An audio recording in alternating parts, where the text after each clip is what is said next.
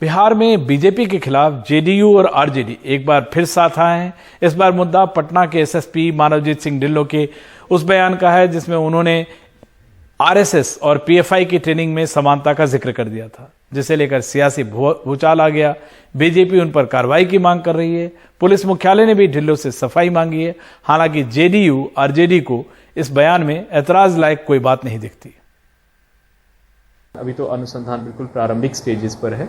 जो पता चला है कि ऑर्गेनाइजेशन बेसिकली मोबिलाइज करती थी, मस्जिद में और मदरसा में यूथ्स को मोबिलाइज करते थे और कठोरता की तरफ, जिसको हम अंग्रेजी में रेडिकलाइजेशन बोलते हैं, उसके लिए ये लगातार कार्यशील थे। इसका जो मॉडस था कि ये लोग जैसे शाखा होती है, आरएसएस अपनी शाखा ऑर्गेनाइज करते हैं और लाठी की ट्रेनिंग देते हैं, उसी तरह से ये लोग शारीरिक प्रशिक्षण, फिजिकल एजुकेशन के नाम से लोग अपने यूथ्स को बुला के और उनको प्रशिक्षण दे रहे थे और उसी के साथ ही जो अपना एजेंडा है और प्रोपेगेंडा है उनके माध्यम से यूथ्स को ब्रेन वॉश करने का काम कर रहे थे। फुलवारी शरीफ में पीएफआई के दफ्तर में छापेमारी और 4 लोगों की गिरफ्तारी के बाद पटना के एसएसपी के इस बयान ने राज्य की राजनीति में भूचाल ला दिया है। बीजेपी एसएसपी पर कार्रवाई की मांग कर रही है। एसपी साहब माफी मांगे, नहीं तो सरकार अविलंब इन पर कार्रवाई करे, मानहानि का मुकदमा करेंगे उन पर। माफी मांगे।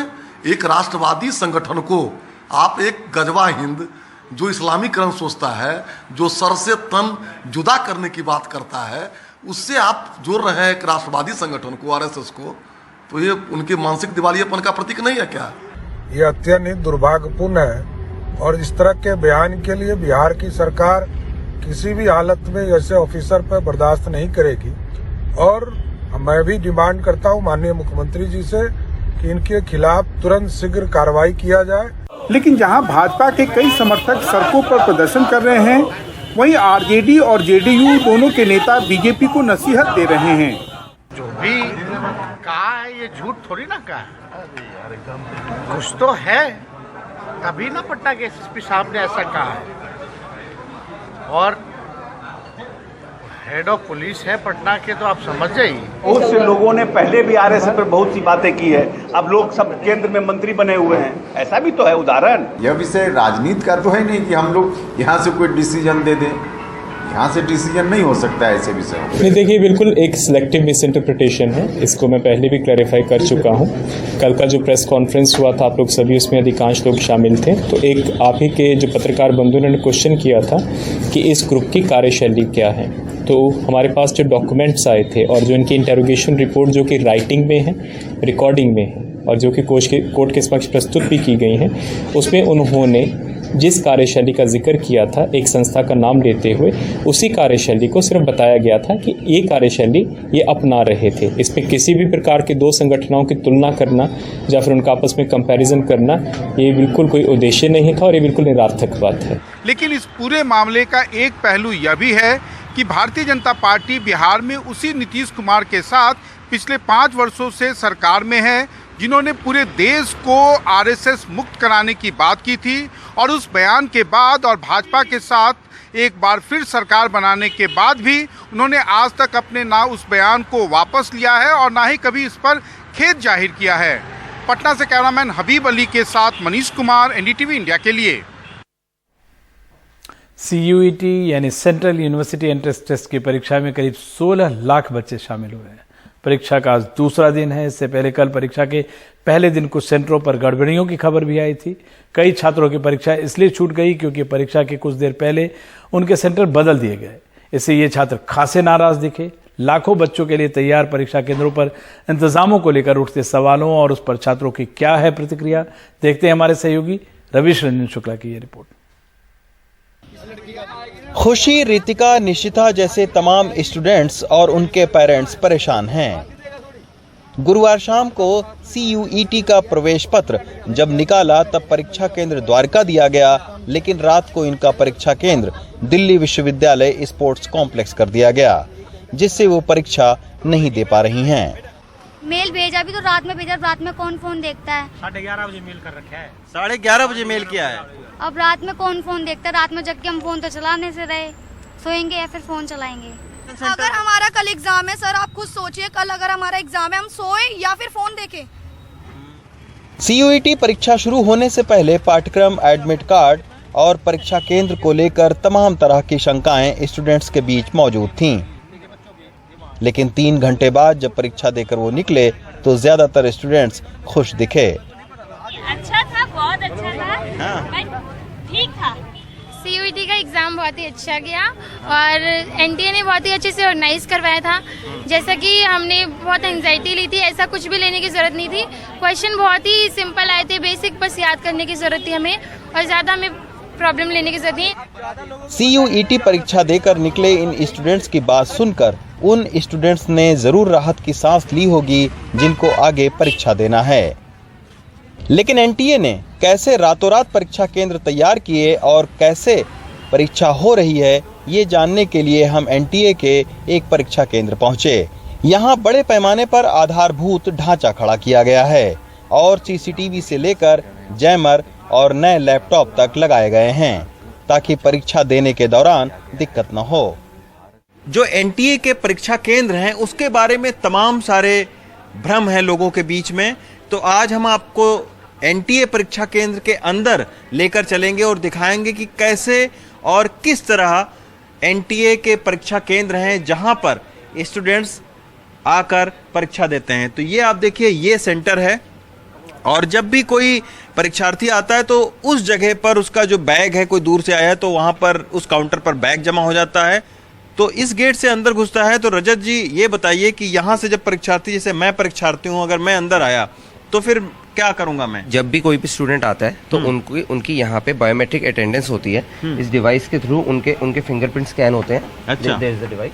अच्छा, यहाँ से फिंगरप्रिंट्स, यहाँ से उनका थंब इम्प्रेशन स्कैन होता है, यहाँ से उनका एडमिट कार्ड का बारकोड स्कैन होता है और यहाँ से उनकी कैमरा पिक्चर स्कैन होती है with a white background as per the guidelines. कौन लोग आए हैं परीक्षा, वही है कि नहीं? वही है नहीं, उनका जो एडमिट कार्ड है वो यहाँ पे डिजिटली वेरीफाई किया जाता है। जब बच्चा अपने सीट में बैठ जाता है और वो एग्जाम दे रहे होते हैं तो एक सेकंड राउंड ऑफ अटेंडेंस होता है टू वेरीफाई दैम। तब यहाँ पे उनका थंब इम्प्रेशन फिर लिया जाता है उनके एडमिट कार्ड पे।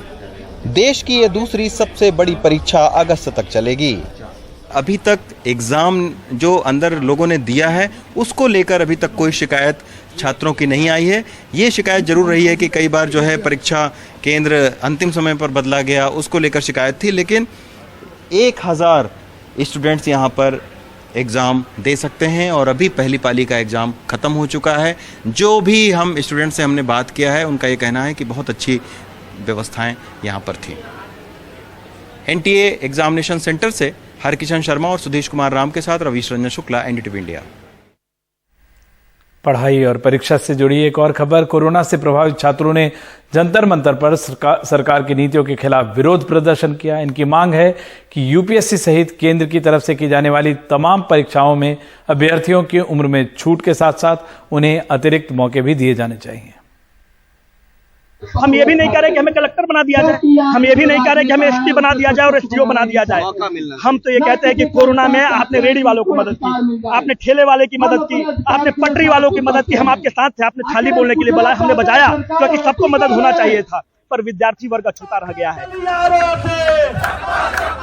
आवाज पुरानी जरूर है, पर अब पूरी खनक के साथ छात्र पुरजोर तरीके से उठा रहे हैं। कोरोना के दौरान 2 वर्षों की उथल पुथल ने इनके सपनों, मेहनत और उम्मीदों को किताबों से दूर सड़कों पर संघर्ष करने के लिए खड़ा कर दिया। पैंडेमिक आया था 2020 और 2021 में, तो उसके कारण जो 2 साल हम लोगों का बर्बाद हुआ है।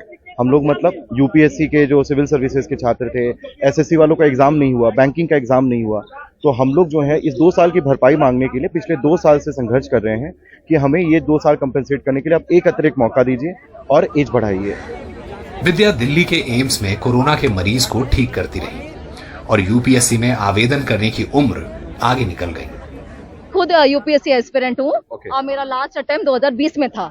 तो जब मैं देश की सेवा कर रही थी, जब मैं हॉस्पिटल में खड़े होकर मरीजों की जान बचा रही थी, तब मैं ये सोचती कि पढ़ाई कर लूं या देश में जब जरूरत है, क्राइसिस है, पेंडेमिक है, तब देश की सेवा करूं। ज्ञानेंद्र का 2020 में UPSC में आखिरी मौका था, लेकिन प्रीलिम्स से पहले कोरोना हो गया। वहीं कार्तिकेय तो मेंस के 5 पेपर तक लिख चुके थे, पर बाकी परीक्षा से पहले कोरोना की चपेट में आ गए। कार्तिकेय की आखिरी उम्मीद महामारी की भेंट चढ़ गई। 2 बार सुप्रीम कोर्ट ने, माननीय अदालत ने ये बोला सरकार को कि आप लीनियंट व्यू लीजिए। सरकार को ये भी याद दिलाया सुप्रीम कोर्ट के अंदर कि आपके पास वो डिस्क्रिशनरी पावर है। 2021 का जो प्रीलिम्स था उसका कैंडिडेट था मैंने मेंस भी लिखा था, मगर मेंस में मेरे को 5 पेपर देने के बाद कोविड हो गया था और उसके बाद मेरे को अलाउंस नहीं थी कि मैं अपने बाकी पेपर दे सकूं। वो सपना टूट रहा है जिसको पाने की जिद थी, मेहनत भी की, फेल ये नहीं हुए, कोरोना ने पास नहीं होने दिया। बेशक इनका गला सूख रहा हो, लेकिन इरादे अब भी बुलंद हैं। ऐसे में सवाल सरकार की नीति और नीयत को लेकर भी है। नई दिल्ली से परिमल कुमार, एनडीटीवी इंडिया। अंडे और मीट को स्कूल के मिड डे मील से बाहर रखना चाहिए, ऐसा मानना है कर्नाटक सरकार की तरफ से गठित एनईपी पैनल का। विवाद उठ खड़ा हुआ है तो सरकार का कहना है कि बेवजह इस मामले को तूल दी जा रही है। नई शिक्षा नीति को अमली जामा पहनाने के लिए बने कर्नाटक के एनईपी पैनल का एक और सुझाव विवादों में आ गया है। पैनल का कहना है कि स्कूली बच्चों को मिड डे मील में अंडा और मांस न दिया जाए, क्योंकि अंडे और मांस के इस्तेमाल से शरीर बीमार होता है।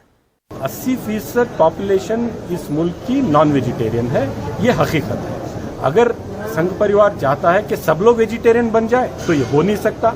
अगर वो करना चाहेंगे तो भी नहीं हो सकता। ज्यादा से ज्यादा आप क्या कर सकते हैं, बच्चों को, गरीब बच्चों को अंडा नहीं दे सकते।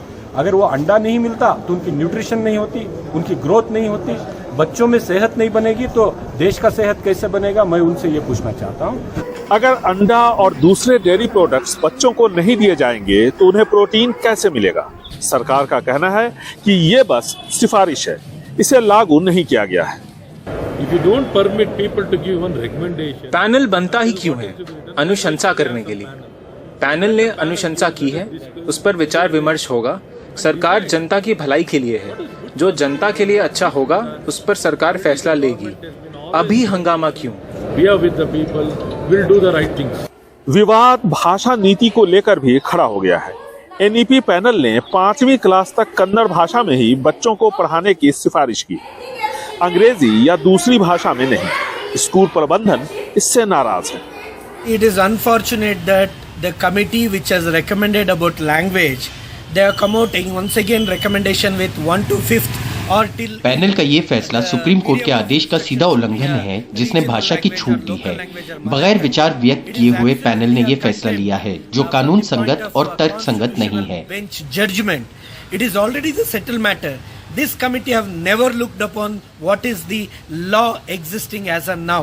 प्रगतिशील विचारधारा के लिए जाना जाने वाला ये राज्य कर्नाटक भी अब भाषा और खानपान विवाद में उलझता नजर आ रहा है, जो कि कभी भी इस राज्य की पहचान नहीं रही।